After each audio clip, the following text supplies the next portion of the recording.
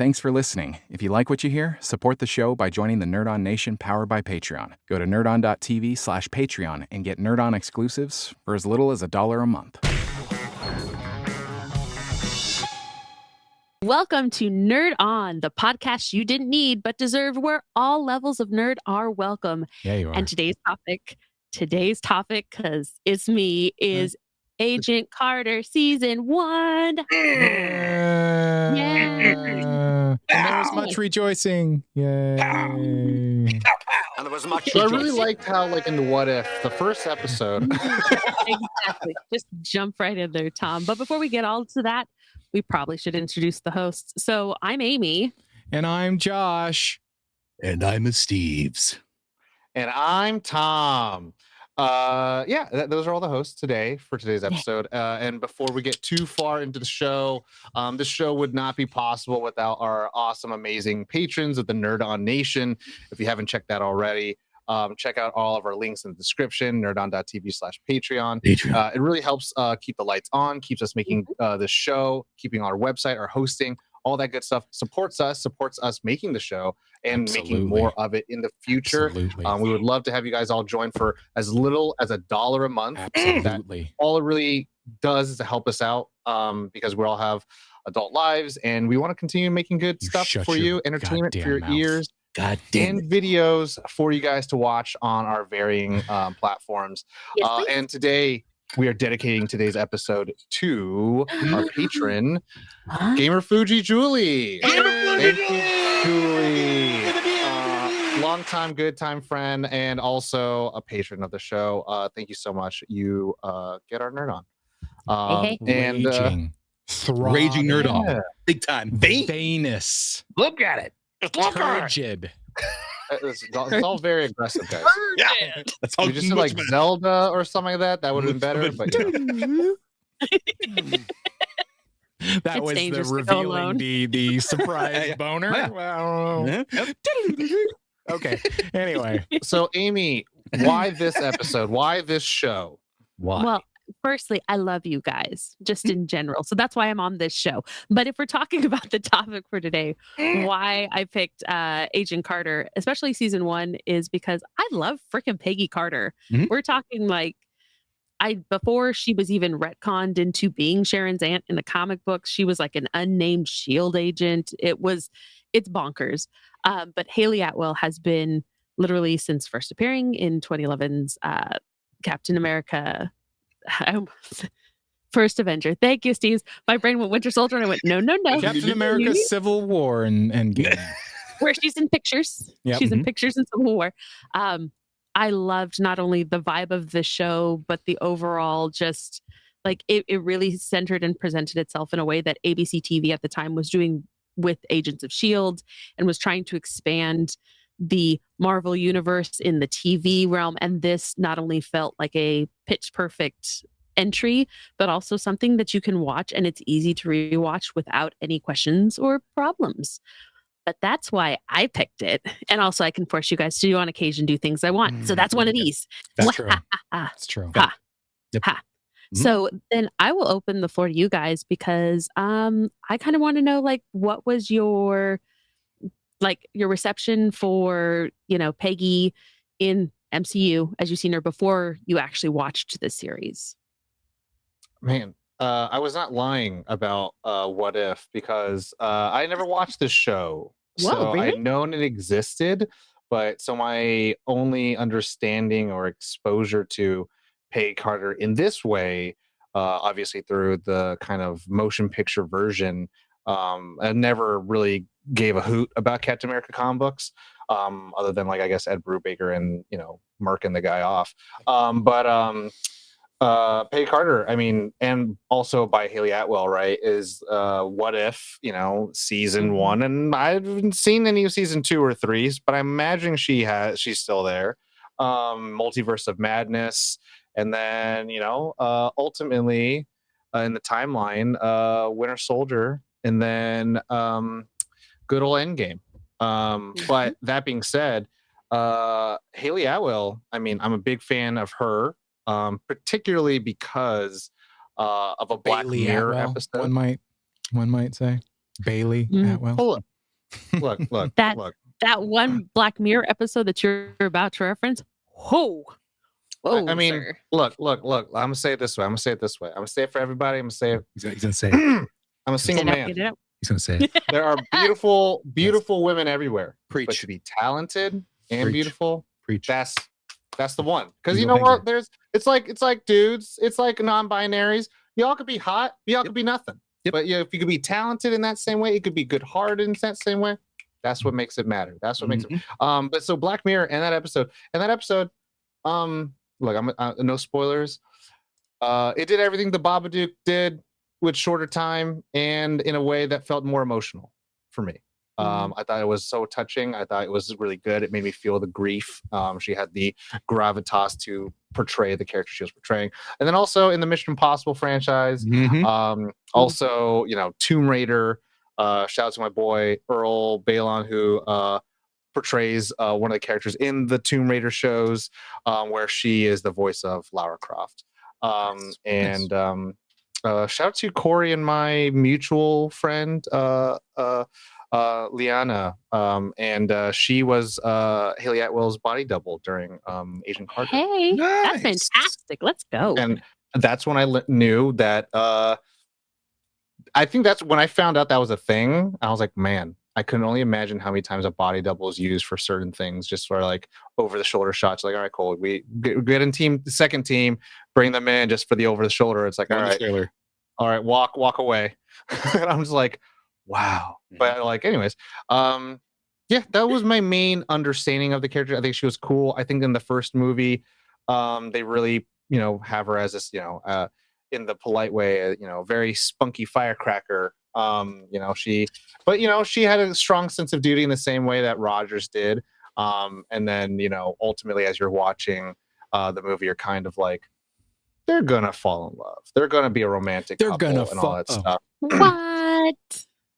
Just the way the Not meet in cute of voice. it all is, and I didn't hate it. I don't hate it just because I liked that it wasn't completely like swoon. It's a guy. We can talk about that later, but I want to let everyone else have a chance. Steve's? Oh Jesus! So Or Josh? Josh was like ready. I was going to say, Esteves, go now. Oh, going yes, sirs. So knew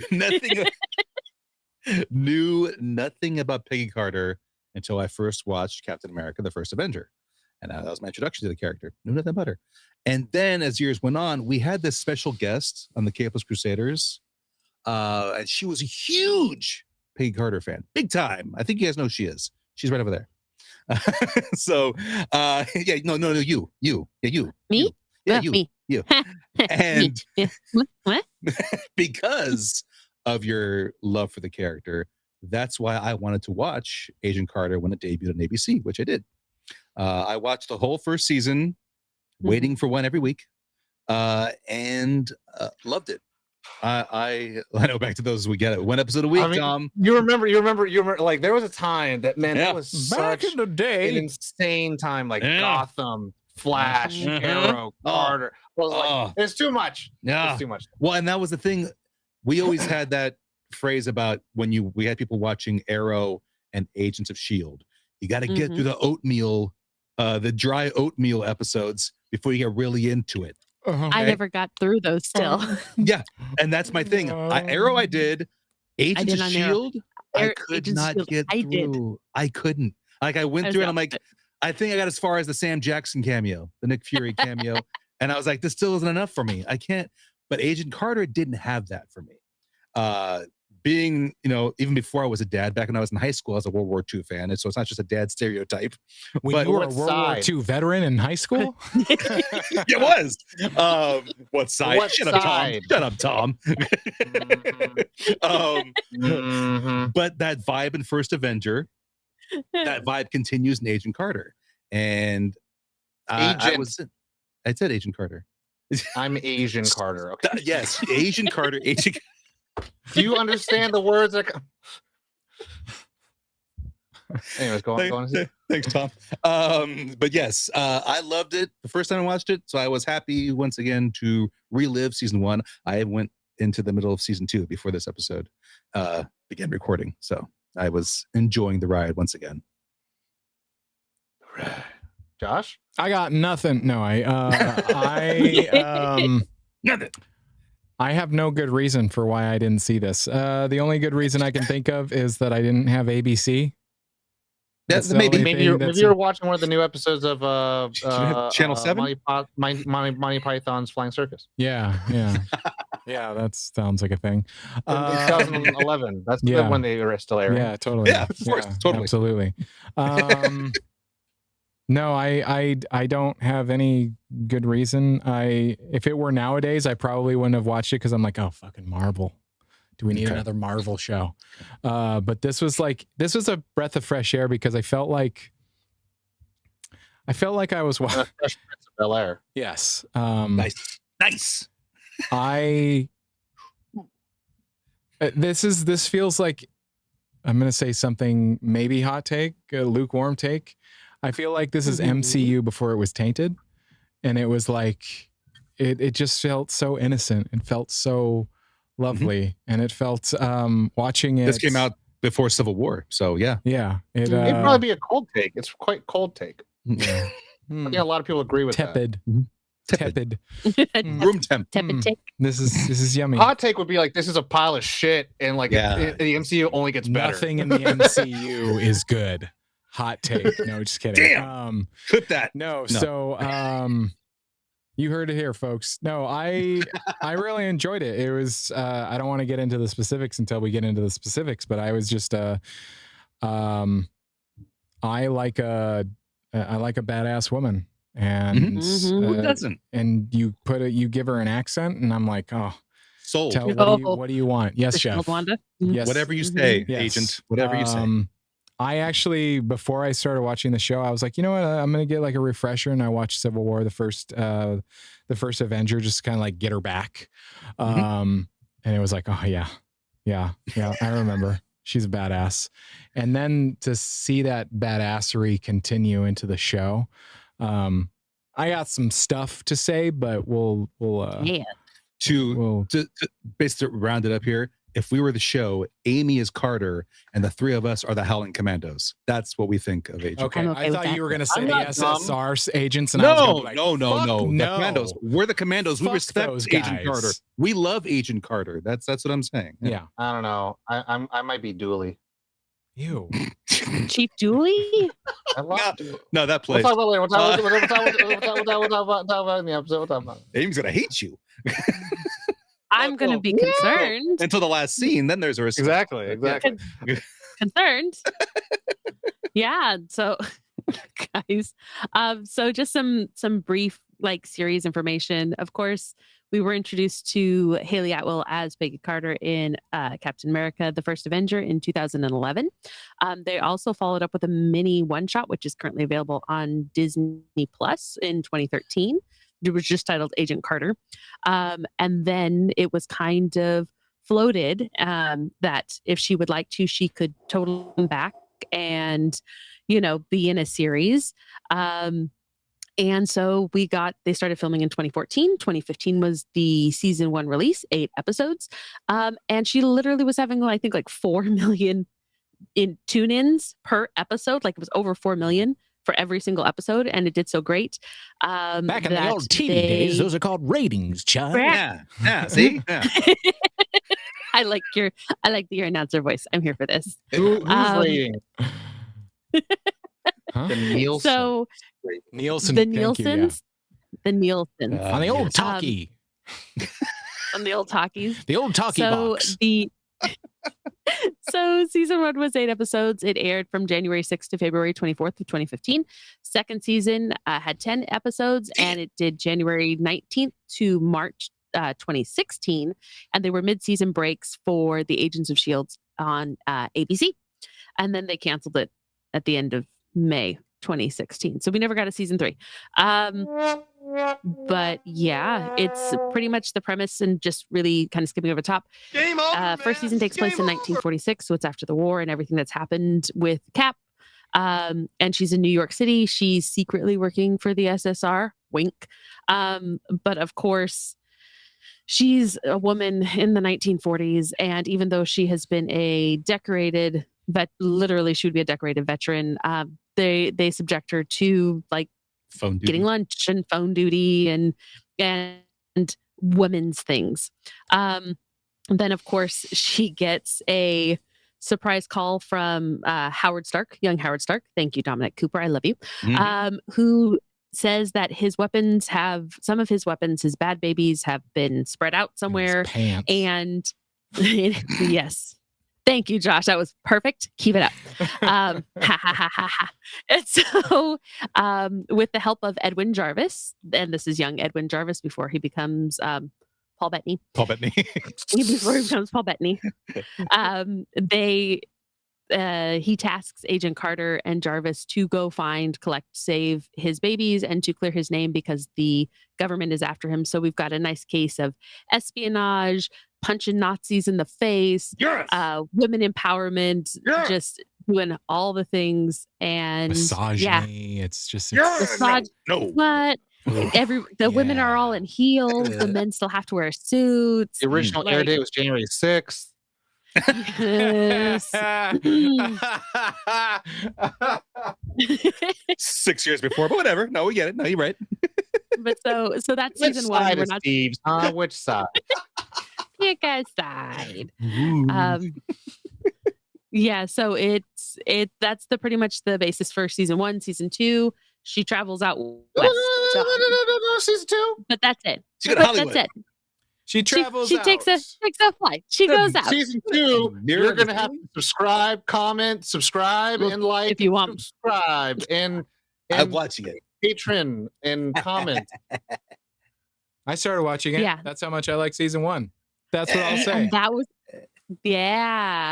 and I think that's part of kind of like the sticking power when it comes to the Agent Carter series, especially for the first one, that it was so good that you're like, I can do another one of this. Let's go. Yeah. Like One it more wasn't episode. super It's 2 a.m. One more. wet. But yeah, so that was the quick info on the series. But I would love to give you guys all the floor, favorite parts, favorite characters. Like, gimme. Okay. I'm so glad that you guys are watching. Let me say real quick. Say it. Beginning of this year, I saw a movie thanks to Brad, aka Bad Reprint. Thanks, Brad. And he suggested me to watch a movie called Wrist Cutters. Something love story. But it's about the afterlife. And wouldn't you know, Shea Wingham is in there.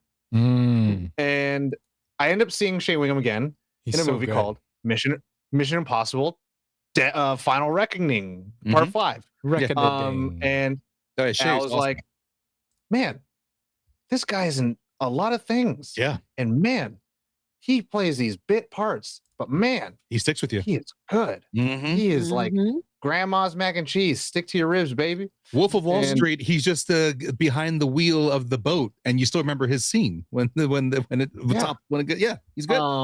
And I have to say, like, and that's what, like, when I was like, Dooley, he's He's good. You know, again, he's kind of to me, to him, to me, to him, To you? that's how Boardwalk Empire. that's how Perry White ideally should be. Hmm. Of like, I'm a hard ass, I don't believe you, but then when the evidence is so overwhelmingly there, then I will be quiet and I will dig you the tunnel so you can go do the thing. Josh. Undertaker. What's going on here? Dead man. What? Uh-oh. I don't know. Please don't be dead.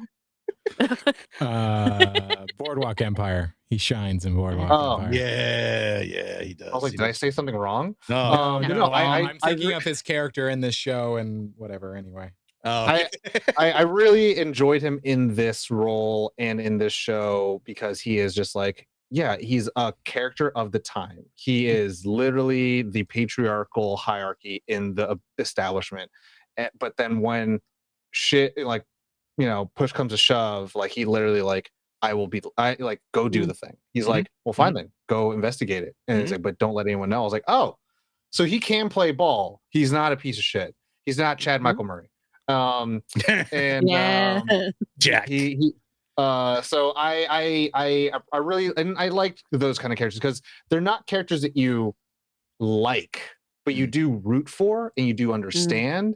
and then when you see them put into a position that like jeopardizes them, you're like, that's gonna suck. Like they're not necessarily, they haven't been like the good guy the entire time, but like you got a glimpse of them being like, ooh, I want them to make it out of here, and then see that arc. And sometimes the arc is not where you go. He angers you. You don't want him dead. That's what the character is. Like he's upsetting with some of the things he decides to do. He's not he's past not redemption.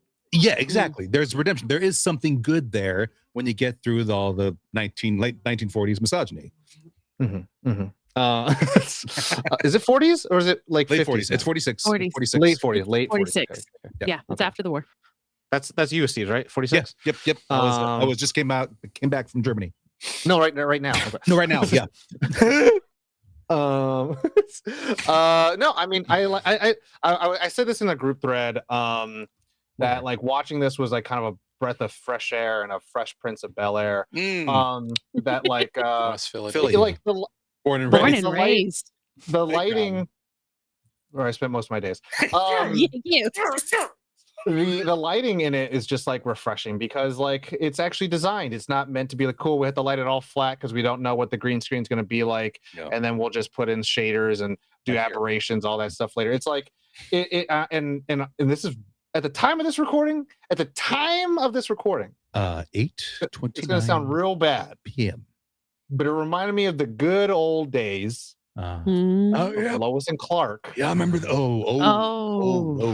Because there felt that's a particular. Yeah, I'm glad that you. At the time of this recording, yeah, it's really bad. It was really bad to say, but I was just like, because that was one of my first introductions to like families, like hour-long dramedy comedies, adventure genre storytelling. And I liked the In the Office, you know, here's the play, here are the characters. It's not Freak of the Week like that show, but like the it's vibrant, it feels lively, the characters are, they're doing the thing, they're all kind of enjoying it even though there's tension. And like this show kind of brought that feeling back of when I was a kid watching that. I'm being like, oh, this is kind of just delightful to watch. And this does feel like something like I don't know when it aired, like on Mondays or Tuesdays or Wednesdays or Thursdays, but Wednesday. Am I wrong? It would have been like a delightful thing to watch cable television with your families. Like, ooh, Wednesday night we're gonna go watch this. Like, come home, make sure we eat. Cable ABC, I could still get over there. Channel 10 back. Okay, on HBO. You know what I'm saying, on cable television. That would have been an entirely different show on HBO. Yes. But no, I just on broadcast to watch. An ABC television show, and like, yeah, I think there's something about that fact of like it is ABC television. I'll say this one thing though, man. One thing. That opening title fucking sucks. They need to do something with her. They need to have something where she just like opens a door, has a gun, and I'm just like, that's it. That's all you need. Or just her just like kicking some ass through like a door, and then she shows up and it says Agent Carter on like the door. It's the thing. But that's the thing about Peggy is this show. It is her proving her point. They can give her a crappy opening title card, and she still comes out. And you see the hat, you see the walk, like that opening sequence. No. The opening of the show is fine, but every episode it just has the blue and the symbol and just says Agent Carter. I'm like, this is garbage. Give me her with the hat. Better is what he's trying to say. Have her go into the elevator. The elevator closes and it says Agent Carter. I'm like, that Peggy. Justice for Peggy. She does say in the show she doesn't need recognition. She doesn't care who gets the accolades. Justice for Peggy. Just put some pizzazz on it. Just put some style on that. You don't want pizzazz. I want pizzazz. You just sell some gumption. Make that a cut. I want some pizzazz in my opening shit. No AI shit. Marvel, no Secret Invasion bullshit. There was AI was still just a fictional sci-fi movie, not something that actually happens. I don't want to take everything. Everyone, Josh, talk. Josh, talk to me. I love the kind of there was kind of a parallel to the radio show that was actually playing. That was on the show. There was like though it was different, it was kind of fun because this if you compare it to modern style TV, it's like our version of like a talkie. Like it's like, oh, it's so cheesy, but it's just like it's so perfect. It's just like it's kind of like a simplicity and an innocence that I miss sometimes with TV. You lousy Krauts are going to be in big trouble. I when was just Captain gonna America say, gets here. I thought Like, of oh you. my God. I thought of Amy immediately every time that character spoke because I've heard you do that voice. Yeah. So ridiculous. Like, Yeah. I thought of you right away. I'm so sorry, Josh. It's okay. I agree with you, the parallel of the two. And then especially when you get to one of those first big fight sequences at the milk truck driver's house, and it's playing, and then all of the Foley work and everything is just So good. beat for beat. I'm like, Thank you. It's like it's the original podcasting. But I love that style of it's such a fun. I like this era in history. Not great for wars and whatnot. Listen, I get But it. what but just side? but like it's just the style of everything, and it's just I like it. But I also like a woman that kicks ass, and anytime she puts a man in her place, in their place, I'm just like, thank you. I think it's just maybe it's just the way that I was raised. I can't imagine every time they were treating her the way that they were treating her. I literally like I felt something in my throat where I was just like, Y'all not see what she did in the first movie? no, they didn't. They didn't. And No, of course the they didn't. belittling and the misogyny. Sit down here, Missy. I was just like, oh my God. Yep, I know. Oh my God. And so it's like I have at the end, like when Dooley is it's a beautiful thing, and it's like, yeah, you feel bad for him, but there's a part of me that goes, fuck him. Bye. See you later. Fall, baby, fall. I don't give a shit. Josh is the take where after he jumps out and blows up, camera's still outside, and you hear Josh going, "You're still kind of a dick, though." That's what you get, bro. It just stays there. This angle just stays there. I was like, Trust the wrong guy. Nah. Him and Krasinski. Where's my coffee? Krasinski, which is like, hey Carter, take my shift. I'm gonna let you take my shift. I'm like, yeah.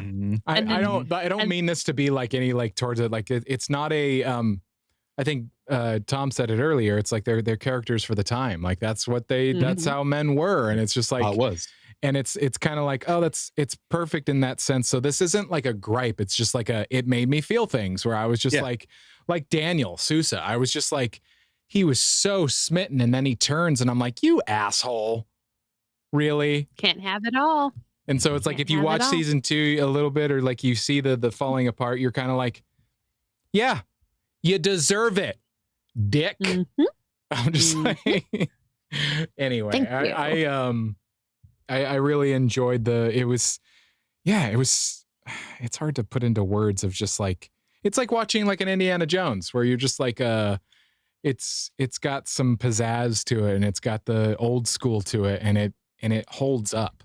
And I just, it was an experience where I always watch my stuff when I'm doing the pre-core, and I only usually ever just like, I'll do the pre-core, the elliptical, and then I'll end my workout, and then I'll stop watching the show. But this was one of those things where it was like I would stop the elliptical, and then I would just like, well, I mean, there's only a few minutes left, so I'll just finish the episode. Like, who's it gonna hurt?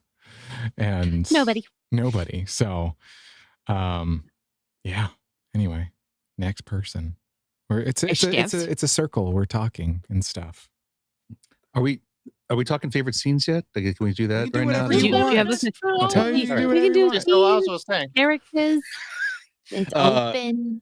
But what side? Was your favorite? I want Tom to do that anytime someone talks about World War II. What side, though? I forgot and didn't realize until the second time I watched it that Buzz from Home Alone was Sheldon McPhee. Oh wow! I'm watching him like, it's even funnier. That's Buzz. I totally forgot about that. That's what you get, Buzz. Yeah, Buzz. And then That chair. I got spoiled in knowing like who some of the villains were the first time I watched it, because the actors who played bad guys in 24 show up here as bad guys. So I'm like, oh, he's a fucking dick. Listen, ABC has a bad type. guy. He's a bad guy, right? Exactly. My favorite scene. I mean, I've already said the World War II, the era when I was growing up as a kid. What part? What side? Huh? Which side, Esteves? Huh? Both of y'all. Both of y'all. Was the in the finale when Peggy is placed in the same situation she was with Steve, where she's behind the mic and another close person in her life may be flying to his death. And just watching how that traumatic moment she's reliving again. And I all I could think about was the weight of knowing the love of her life. She, according to her, as far as everyone knows, died in the ice. He's gone. And now the other person she was close with during that time is about to face that same fate. And she's basically in this moment doing what she can to not let it happen again. Mm-hmm. And she knew Howard way more than she knew Steve. It's true. She was around Howard more. Yeah, that's true. He was stuck around Howard a lot. They didn't even dance. No, I was reminded how much my actual friendship with Amy is mirrored between Peggy and Howard. So it goes like that. Are you? I just yell at him a lot. She yells at me a lot, and I make I make innuendo. I make puns. Are you bamboozling all the co-eds in her dormitories? Yes. Anyway. Yeah, I'm cousin Amy. Yeah. Where are you now? Hey. Amy, your cousin looks a lot like Emilio Esteves. No big deal. It's fine. No worries. Yeah.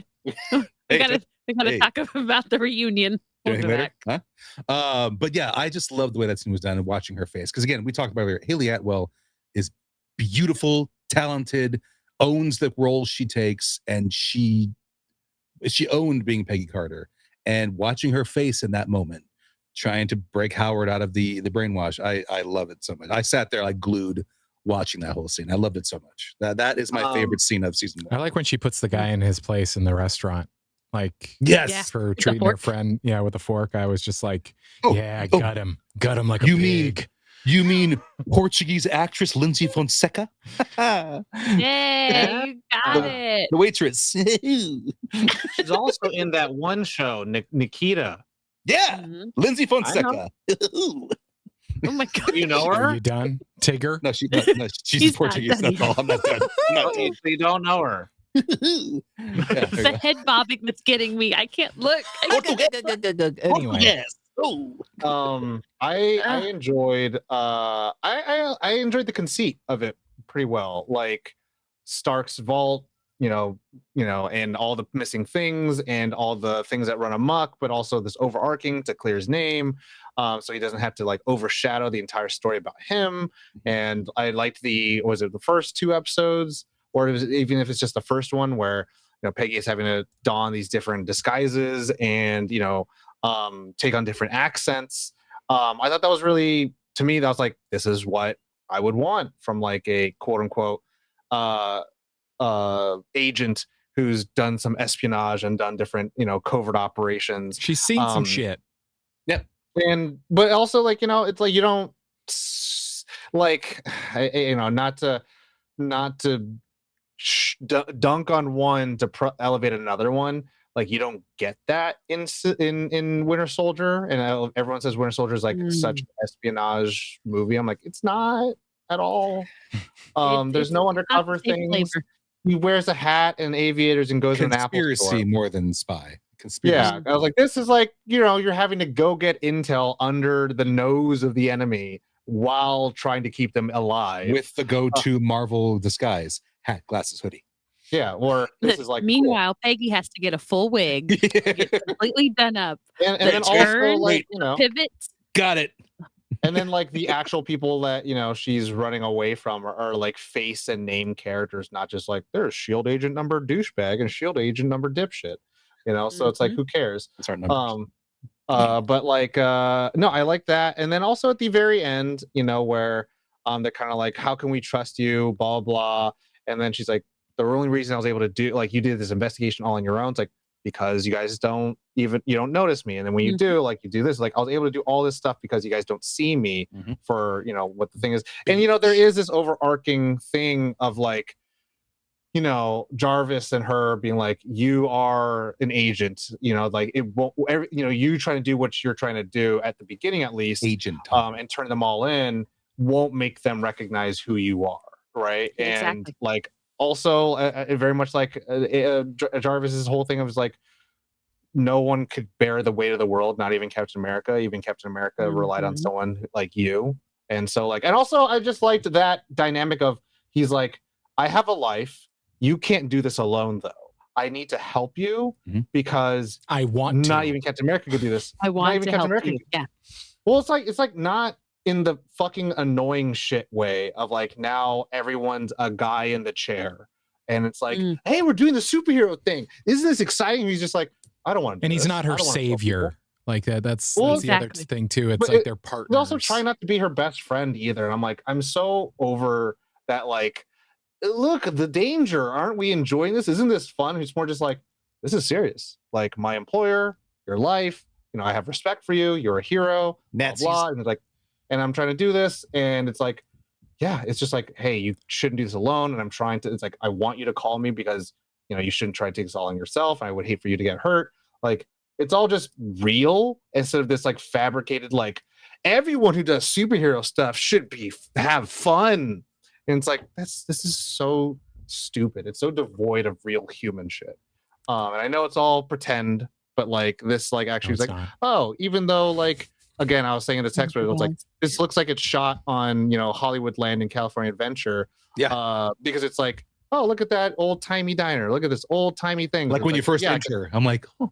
I was like, I can see the kind of theatrics of it all, but it's like, oh, but they really want to just like have these like humanity moments of these characters that really pop through. Like, even douchebag McGee, Jack Thompson, who's like, oh, I'm so sad I didn't do the mission right. It's like, okay, we get it. Now we're going to talk a little bit about this shell take shock the carrot or the like, stick. Well, okay, well, not that part, but the mission, where the actual mission, I know. Like she saves them, and it's like, you recovered. That's important, and like, she could totally like fucking hang him out to dry. She could totally be like, and up yours, motherfucker. But she's like showing how much of a leader she actually is, and being like, hey, this is what matters. You have to stick to these things, soldier. Like, it's good stuff. It's good stuff. It's not, it doesn't revel in all that dumb shit. To kind of carry an idea that you were talking about, like the seriousness, it's like I was talking about the innocence, but like getting some of Dottie's like background, and she just like breaks that girl's neck, and you're like, oh damn, this is different. This is not sweet. This is not sweet. Shit got real. We are not in Kansas. You are right. Nazis. That yes, is Daddy. That is one of my favorite. Like, there. I have a whole bunch of favorite moments, especially like when interacting, and I've seen this a bajillion times. List them. But episode. Now. Okay, fine. Fine. We've been talking. Now it's your turn. Okay. Now. So you're bringing up episode 5, the Iron Ceiling, which of course introduces they've just found out the magic typewriter's working, and Dottie is planted inside of the Griffith, which is where Peggy lives. But we get the Howling Commandos. Yeah! We get the Howling Commandos, and the whole thing, especially with Dooley, is like, she's like, if I can get them, can I go? Like, listen, I figured out, the magic typewriter. I've given you exactly what it is. I speak Russian. Do you know these things? And they're like, yeah, we know because you told us. It is the magic typyper. It's it is the magic typewriter. That is my mustache there too for the. Yeah. Hey there, Peggy. But the fact is that getting back with the Commandos is so fantastic to see, because we saw little echoes and blurbs of them, not just with Cap, but with her. And the fact that they see her. I think that's one of my favorite things that they know. And they've always known. Like, it's like, no, duh, she's Peggy. And that probably was my favorite episode, because I was like, oh God, finally. Oh, somebody take her seriously. Oh, finally, good men. Finally, good men. God, oh my gosh. Well, and then it feels like the fact that she she's seen not only as her own entity, but she's fully capable. And it's like she is one of the guys. I hate the term one of the guys, but she is one of the guys. Like she has no less importance because they all were alongside Cap. And even though everyone's like, she's Cap's girl, they're like, she's Peg. Like she's Peggy, period. Like Her it doesn't. face when she first sees them, like the happiness on her face when they get reunited. Well, and then you. so good. It's so good. So good. You have such a great moment with that. And then when they get to this version of the Red Room that we see, the scrolling or the classroom where it's every other frame has words underneath Snow White. Like it builds things that we actually end up seeing in Black Widow movie. We end up seeing with a little bit with Thunderbolts. Like it starts building that not only mythology but kind of balancing it out, which was really nice to see as well. I really also, I'm going to give big props and shout outs to the triome that is James Darcy, who's Jarvis, Haley Atwell, and then Dominic Cooper, who is young Howard Stark. The sheer chemistry between all of them is just kind of like Jarvis knows this is his employer. He's got to be nice, but he's also kind of like, sir, you're still kind of an idiot. And Peggy's like, thank you. I told you. And he's That's like, what I've been saying. which is what you see when they go to pay off the smuggler that is bringing Howard back in the container, and they open the doors. He's like, you didn't pay the money. And they're like, and Jarvis is like, yeah, I knew we weren't going to. And Peggy's like, what the heck? Like, I did all of this and you're in here in like a fully furnished thing, just being like, yeah, they were going to blackmail me for more money. They didn't get any. It's okay. You're just like, sir, are you okay? Like, really? It's such a fun series. Like, it's really easy to rewatch. Like, we brought up Dottie a little bit, but Dottie is a fantastic character to see as well, with the duality of her. And then like things that I wouldn't even think of. Like she's simultaneously doing what Peggy does, but on even like a more, and I can't say intense, but a more like honed in. Yes. Like, especially in the Iron Ceiling, just even from the jump where she knocks her purse off the table to get what she wants out of the purse. I was like, oh girl, I didn't even think of that. Like, I know you're up to things, but dang. And then, yeah, it's, there's so many really just great moments that I could talk at length, guys. I just thought of the part when Peggy and Jarvis are handcuffed to the table and they work out breaking the glass. And like, wait, we're still handcuffed to the table. We'll figure it out. It'll be great. We'll get there. I had only one minor gripe, and it wasn't performances. Well, everybody, you know the drill. Good night. But what side though? And it wasn't Tom the has to performances. do it. I believe it was an ABC. We're fitting this mold. You got to do this type of thing, so this has to be there. It's when Jack is admitting to his folly about shooting the people who were God, the word the Japanese. Yeah, they were giving up. I've got the word. The white flag. They were giving Surrender. Up. Surrender. Thank you. I know words. I'm a writer.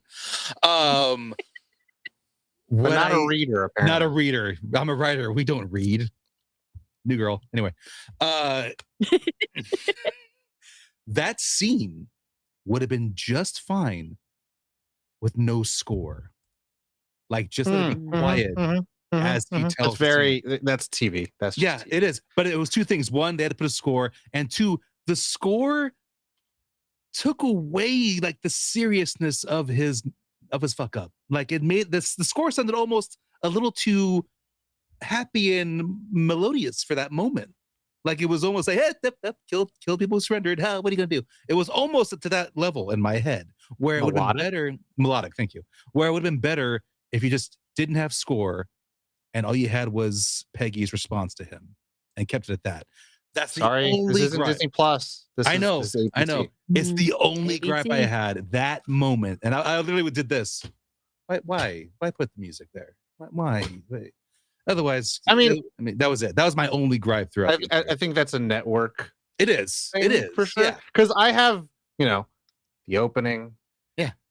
I don't think they were given a lot of time, and I say that in the sense of the fight choreography is not great for me.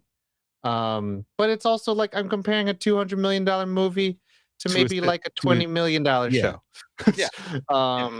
So like, and that's the thing where it's just like it's ABC. It's television. It It's for is. broadcast. It's like they're going the runtime, and I thought they hit of- the runtime.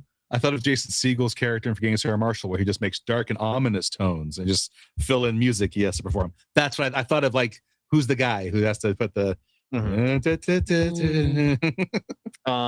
yeah, no, I feel that I felt the ABC-ness of it Yeah. all. But then also into some points, the ABC-ness is what I really enjoyed about it. Because like there was, again, it's that, that show with the actor that who gives a shit about. But like if it had that, like, again, there was like just nice picturesque color and shadow and lighting. And when we walked into a room, if it was a dark room because there's goddamn spies, and also we're in a night in the alley, I'm not supposed to see everything.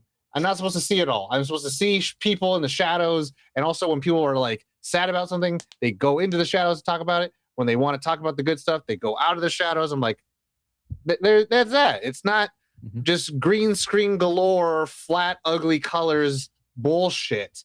And also it's just like for television. So like they have to make it like kind of acceptable for families to watch this. So it's like, oh, like there's like a tungsten-y warmthness to it that I'm just like, oh, I like this. And again, it's not the entire score bugged me. It was literally just that one scene where it did not fit to me with what was being said. If it was on if it was on HBO, whole different show. Oh yeah. Whole different show. If they released it on Disney Plus now, it would be a whole different show too. Yeah, it probably would get hate critiqued, hate reviewed immediately. Why is Peggy so unstoppable? Why is your pee-pee so small? That should be this. I was born that way. Guy. Why is your pee-pee so small? It's average. Amy or Esteves, anything else?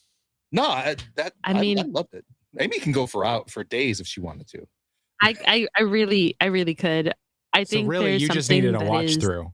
You didn't need an episode of Nerd on the podcast. You needed a watch through. That's why Here's we the just thing. go and we talk. I just wanted you guys to watch it. I wanted to I wanted a Paddington to this. I wanted to basically go, listen, this is probably one of the most fun things you're going to see, especially when it's coming out. This is why.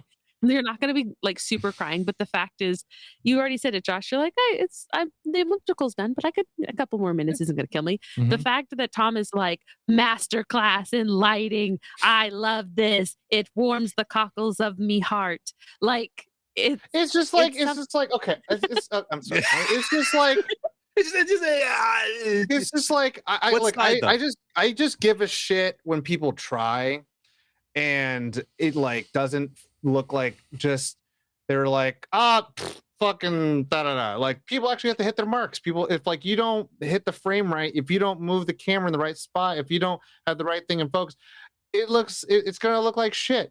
Versus nowadays, everyone's just like, all right, well, we're just going to put this lens on and fucking everything's going to be in focus up to this point, and then everything around is going to be anamorphic. And we're going to use a robo arm, so it's going to calculate how the hell it's going to move. And you're like, this is dog shit, man. This is like inhuman bullshit where this is like, oh, you know what? It felt like they were jazzed up to do this. It felt like they were like, man, we know we're going to get another Captain America, but you know what? Let's do something cool. Let's do something we haven't done before. Like we already fucked up with Jane Foster. She's never come back. So let's just go ahead and put another cool character in a show that people want to see, because we're not going back there. We're now in 2012, 2013. We have to make a show, make shows and movies about that time frame. So let's stay in that time frame and let's make shows around this character and what she goes through. And I like that's like it screams like, cool, we were given the opportunity and we didn't even know we can do this. So let's do something. Whether it's like the perfect thing or just like the greatest thing or the worst shit, they were just like, let's try. And I'm like, that's cool. Just the shot, I think, I forget which it was. It was like 2 or 3, but like Peggy goes into her room and I think she just like lays on her bed and she's like exhausted. And it's just like these lights are everywhere. And I was just like, and she's just like in blue and then her hat's like in the foreground and shit. And I was like, who bring the chef out because this shit's delicious. You know what I'm saying? Like, get this man a shield. I want to say, before I say my first part, the opening shot of everyone, all the guys walking one direction and Peggy's coming right at us with Carmen Sandiego. How she stands apart from everyone. Loved it. This show was perfectly timed because before this show came out, aside from First Avenger, we've been used to seeing Steve longing for Peggy. In Winter Soldier, he's by her bed when she's aged and she's suffering from an Alzheimer's because she forgets he's there, and the same competition begins. It's before we have her passing in Civil War. We have him going through Scarlet Witch's mind, messing with his mind, where he's having these visions of her. We've always Scarlet Witch does it though. Yeah, in Ultron. I meant Scarlet Witch did it in Ultron. Excuse me. We've always had Steve longing for her. And all we've had of Agent, I almost said Amy, of Agent Carter was in First Avenger. We finally get her. We have her story. Her briefly longing about Steve not being here anymore, but still also pushing on. That's why I love in the end of the show, she has to let go. Yep. Yeah. She has to. Such a beautiful moment. It's better than, sorry, all the love, James Cameron, but having some lady hold on to some necklace she doesn't give a shit about. Who gives a shit? Versus this is the last remnant of the actual person I love. Yes. This is a relic of some asshole who fucking that guy. Billy Zane. This is like, and she has to give it up. And then like also with Jarvis, where it's like Tony Stark, blah, blah, blah, but he does not own my integrity. And the only person who should start, whatever, they're the same asshole. Anyways, Dominic Cooper is not the same. Different types of assholes. They make the same problems. They both want to be Steve. But what side is Steve? But like Jarvis says, it's like, but it's like the only one person I know who should have this is you. He's like, so you're giving me this. And it's like, such a great moment. It's a good comedy moment. And that was the thing I was getting a little worried about with the show. I was just like, I wonder how they're going to make it, and I liked how at the end it is still a fight between her and Dottie. And it's like, that, and then, you have the guys, mine, blah, blah, blah. But it's like, at the end, it's going to be this moment of like, can she let go of this remnant? And it's like, so beautiful. I'm like, and she's like, it's the last, it's the last way I can save him. I'm like, this is good. This is like, and it's not so much like this shadow of Captain America over everything, which is like a big issue that I have with all the Spider-Man stuff. Like, shut up, let go of the teat. No one cares. Let him die. Again with the fucking shit. God damn it. You keep bringing it up. No one's gonna care about it. Gosh, when mom and dad fight, I just feel really uncomfortable. Damn it, fucking I'm gonna go hide in my closet now. Again, fucking recording. I'm sorry, Steve, you're so emotional about it. But I like that part. I liked how she let go, and but to me, in my mind, it's her emotion. I was like, are there gonna be some super fish out there? What's going on? Like, you can't just do that. And out of the Hudson River rises. Like, you're one like exit away from doing it into a sewer, and TMNT shows up. Like deleted scene. The camera slowly pans over the ocean. So pans over the ocean, and you hear quietly, and it's a fish with a shield. I was gonna say it's fucking Aquaman. He's like, Teenage Mutant Ninja Turtles, Teenage Mutant Ninja Turtles. That's the pitch meeting. That's a pitch meeting. Okay, imagine if you will. It's the end of Peggy Carter, Agent Carter, season 1. She throws the blood into the thing. You see the drips. They slowly drip into the water, and then it soaks into the sewer, and then we hear Teenage Mutant Ninja.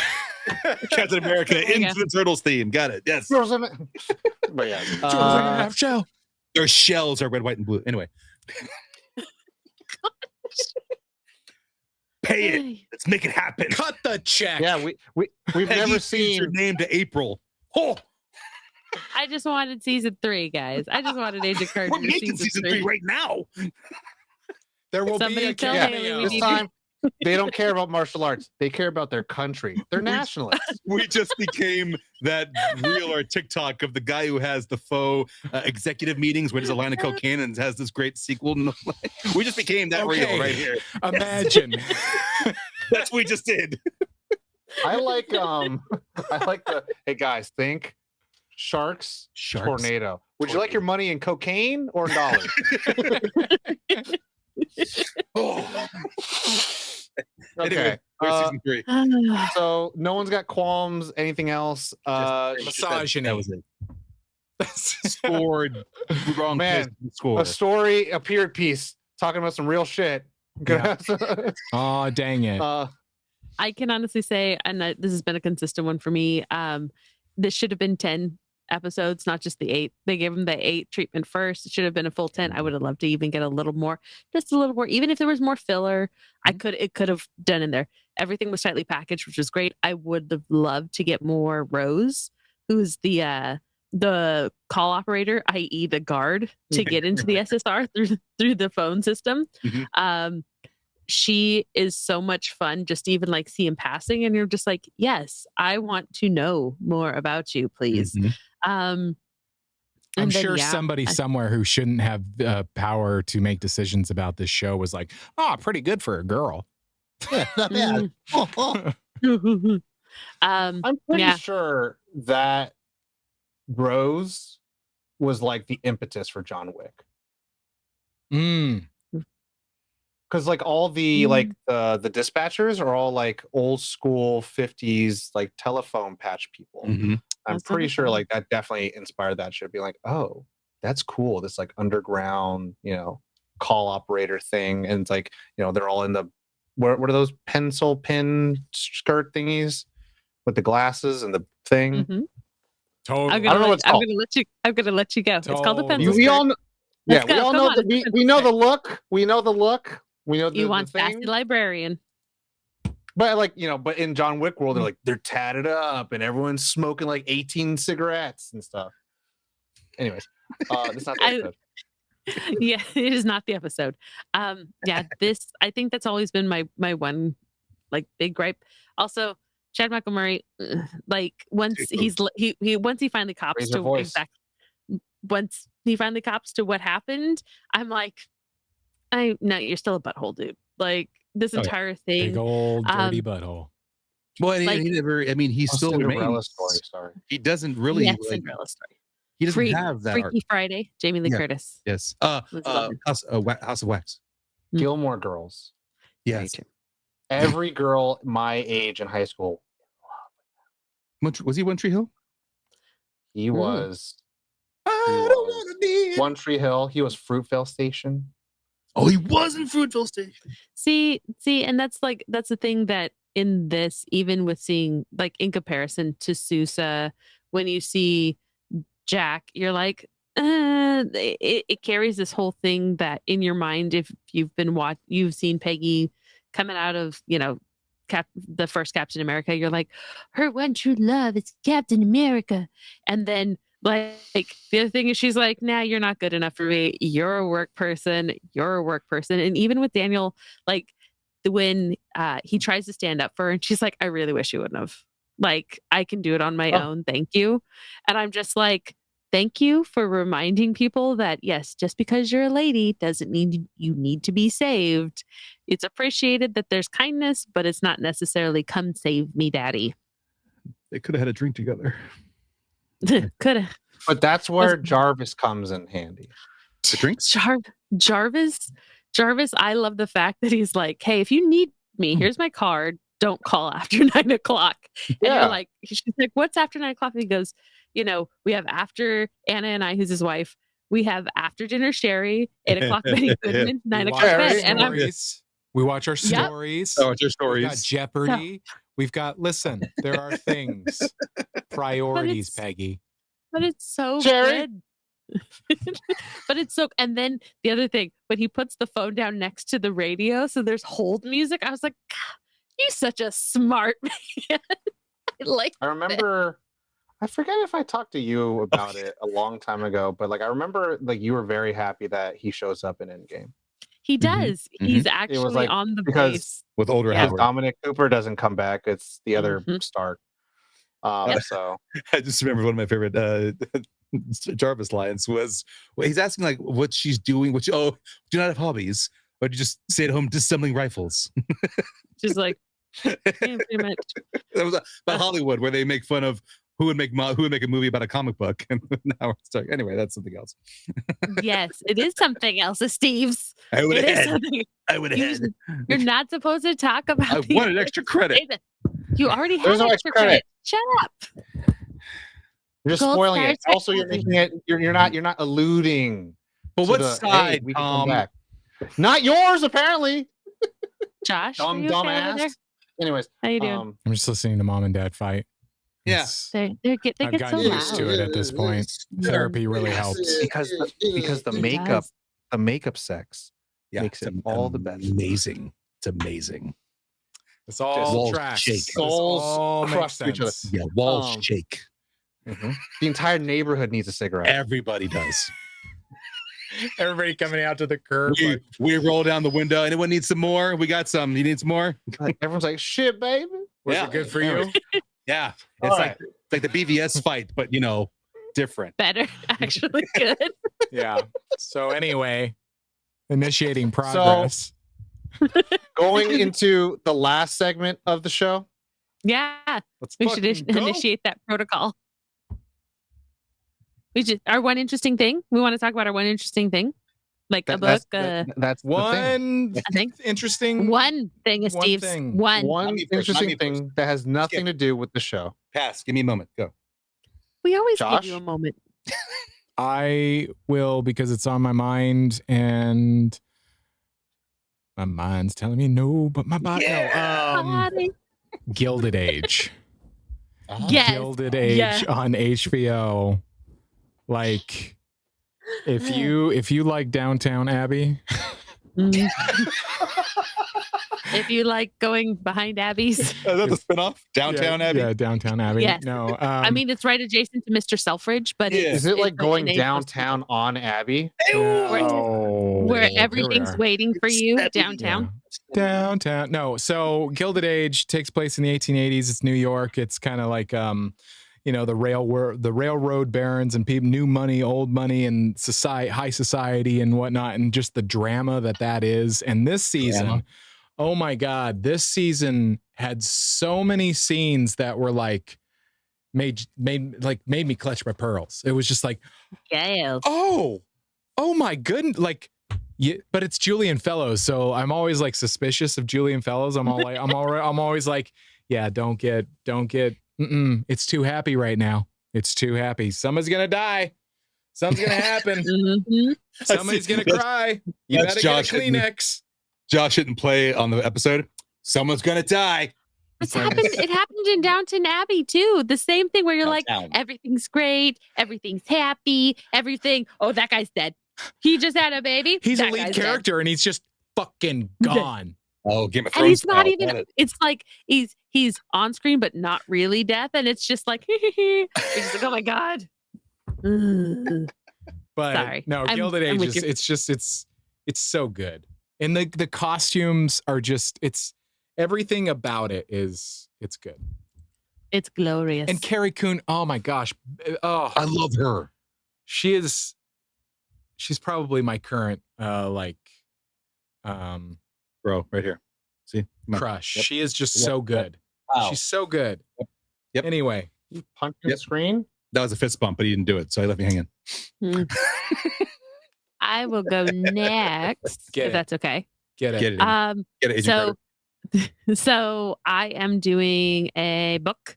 I completed it. It broke my heart in all the best ways, and I love it and hate it. And yeah, I know it's been out for a while, but I don't care. Which is the oh my gosh, not the Ballad of Songbirds. Yeah, no, not the Ballad of Songbirds and Snake. The Crown of Sunrise Kings? on the Reaping. Sunrise on the Reaping. Suzanne Collins, which is the Haymitch story from the Hunger Games. It matches Woody Harrelson's performance so.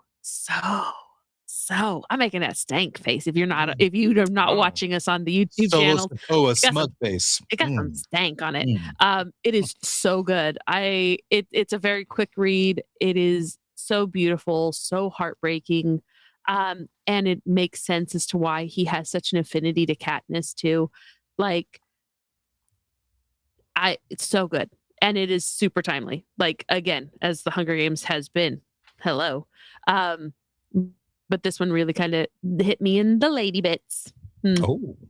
But yeah, that's it. That's mine. Oh my. Oh my. Ooh. Oh my. Esteves? Hey, man. Well, I'm going to bring it back to the wrestling. Apis.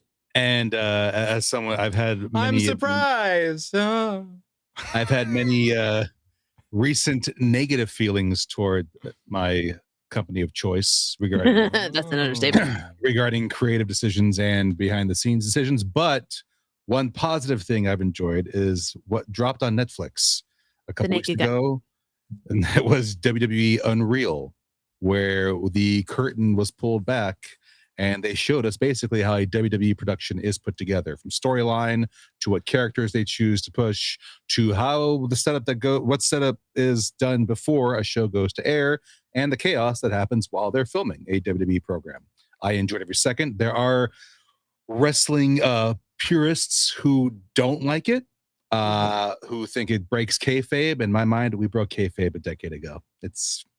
We all know. Way to go. We all know Vince McMahon. If we can watch a movie and then have the director's commentary and behind the scenes, we can see how wrestling shows put together and still suspend our disbelief while watching Monday Night Raw and SmackDown Live. So I enjoy it from the writing perspective. But if you're curious of what goes into getting a WWE program put together, or what How the sausage is made. How the sausage is made, how the stories are written, this show is fantastic. Even my wife, who doesn't really like to watch wrestling much, but knows enough, even she was like, this is interesting. She was very interested in the people they interviewed and the way the process is done and how chaotic it is when it comes to cutting to direct to cameras and getting guys to run out there on time and take part in the stories. So WWE Unreal on Netflix is my one positive thing to say about the WWE at this moment. Now do Dark Side of the Ring by Vice. And bringing in all the really, really bad stories. Bad stories. Yeah, I do watch that. Dark Side of the Ring on Vice. Was that 4 or 5 seasons or 6? 6 seasons. 6. They even cover the Benoit story, which is probably their best episode. But yeah. Mm-hmm. Tom, you're last on the hit list. And I was gonna say you should do Taxi to the Dark Side. That shit will fuck you up. That's a documentary about all the military methods of how they interrogated people in Afghanistan. 2007. And that I watched that in school. Messed me up. Anyways, so my one cool thing, my one interesting thing I'll talk about, it's very light. It's very, happy. Nothing about real world life. It's called Mashley. Anyone doesn't know Mashley? Is that a girl?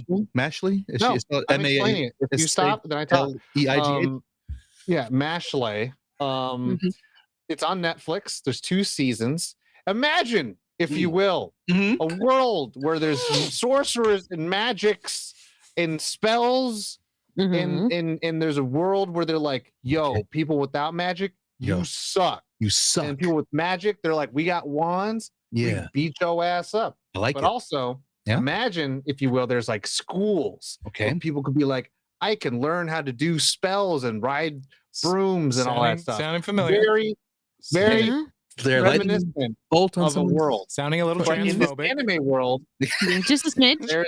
There's a boy. There is. His name Mashley. And his whole face is scarred. Does he wear Uggs? No.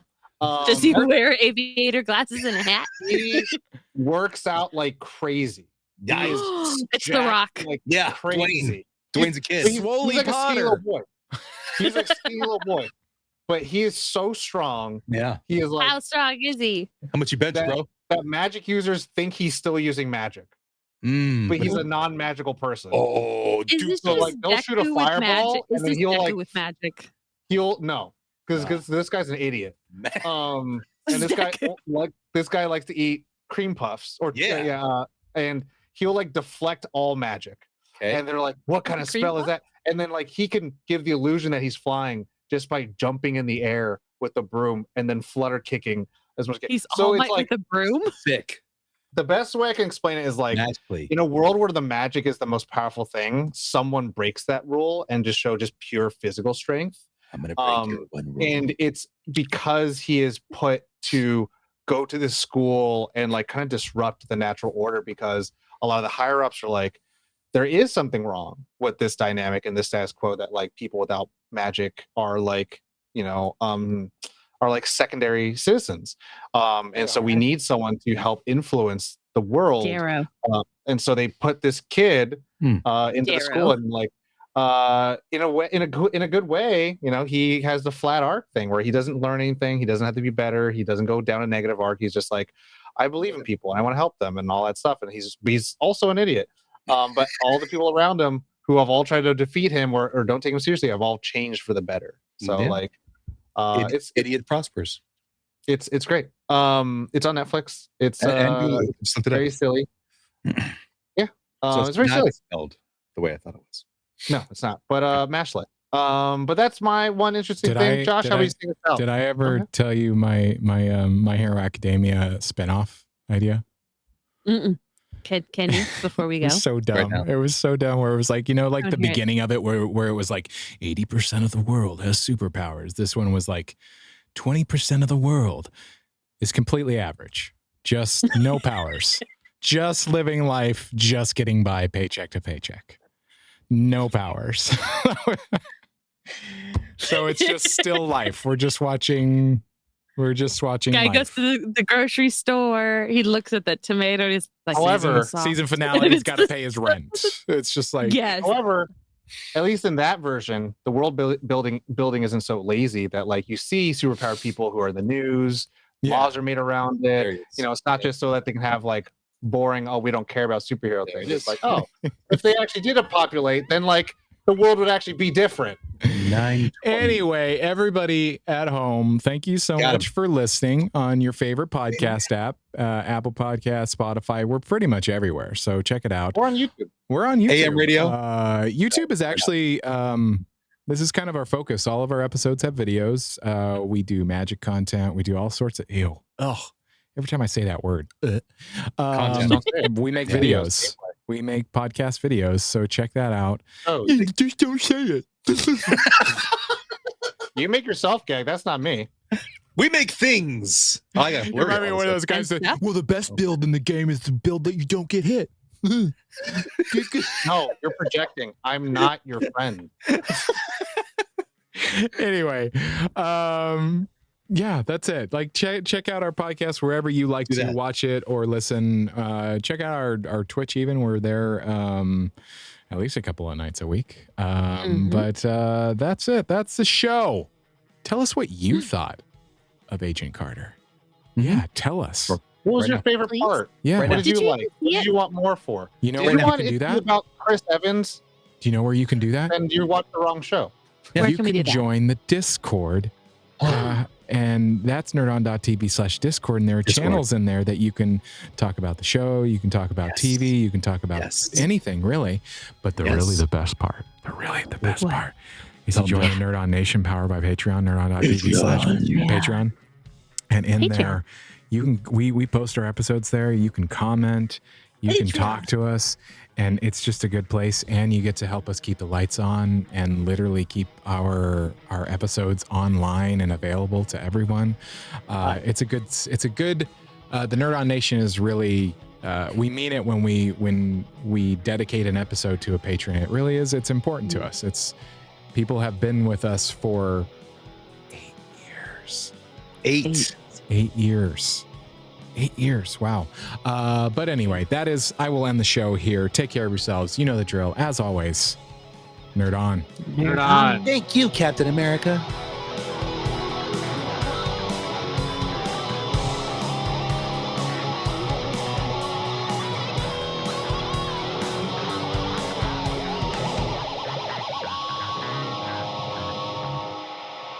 Ending broadcast.